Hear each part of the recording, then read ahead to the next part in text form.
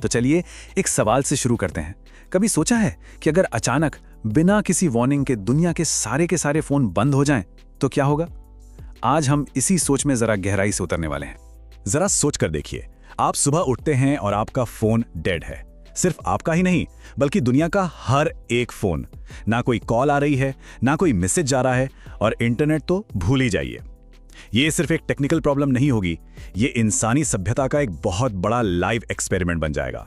तो आइए देखते हैं कि ये 24 घंटे कैसे गुजरेंगे। तो शुरू करते हैं ये 24 घंटे का काउंटडाउन। और ये कोई छोटा मोटा पावर कट नहीं है, ये एक ऐसी दुनिया है जहां 5 अरब से भी ज्यादा लोग एक साथ एक ही पल में डिजिटल दुनिया से कट जाते हैं। इसका असर कितना बड़ा होगा ये शायद हमारी सोच से भी परे है।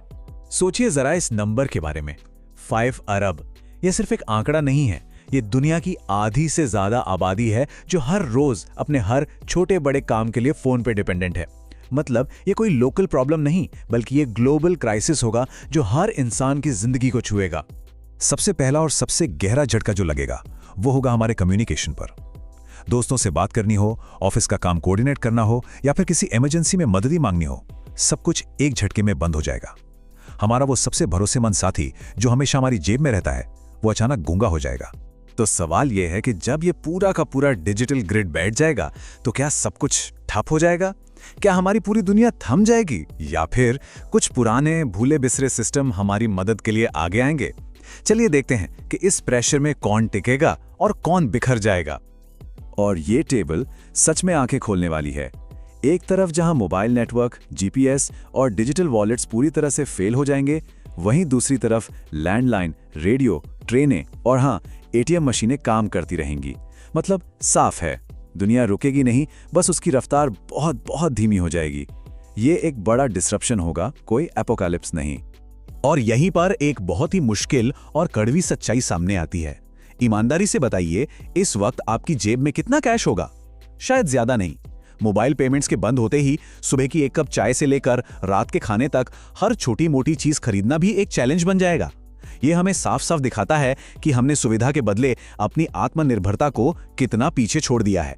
तो ये तो हुई बाहरी दुनिया की उथल पुथल। अब जरा अंदर झांकते हैं। हमारे अपने सिस्टम यानी हमारे दिमाग पर इसका क्या असर होगा? और यकीन मानिए, ये सफर चिंता और बेचैनी से शुरू होकर एक अजीब सी शांति पर खत्म होगा। शुरू में तो एक अजीब सी बेचैनी होगी, है ना? ऐसा लगेगा जैसे कुछ गुम हो गया है।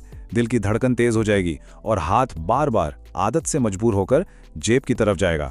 लेकिन फिर जैसे जैसे घंटे बीतेंगे, कुछ कमाल का होगा। एक अजीब सी शांति महसूस होने लगेगी। स्ट्रेस लेवल नीचे आएगा, ध्यान भटकना कम होगा और शायद हम अपने आसपास के लोगों से असल में आंखें मिलाकर बात करना शुरू कर देंगे। और इस शुरुआती छटपटाहट के पीछे का साइंस है डोपामीन। आप इसे दिमाग का रिवॉर्ड केमिकल समझ सकते हैं।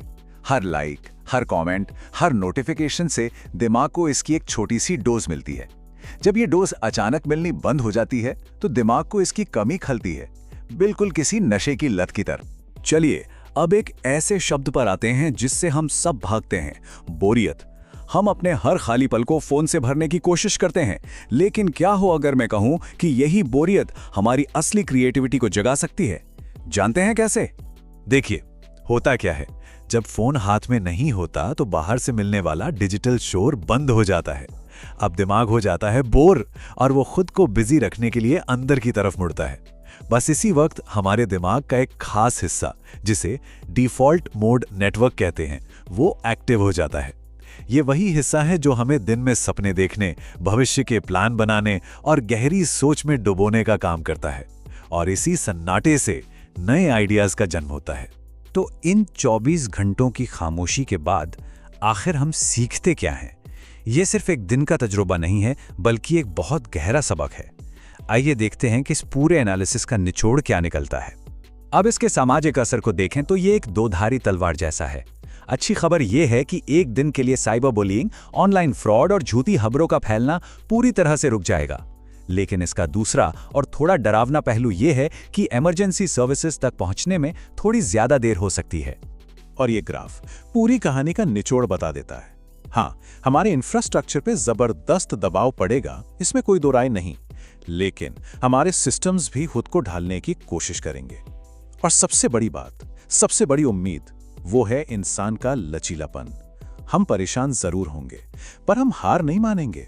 हम कोई ना कोई रास्ता निकाल ही लेंगे। तो इस पूरे विचार प्रयोग का सबसे जरूरी सबक शायद यही है, हम अपने फोन को उतना कंट्रोल नहीं करते जितना हम सोचते हैं। ये एक दिन की खामोशी हमें हमारी कमजोरी नहीं बल्कि हमारी निर्भरता का आईना दिखाती है और सोचने पे मजबूर करती है कि असल में लगाम किसके हाथ में है, हमारे या हमारी जेब में रखी इस छोटी सी स्क्रीन के।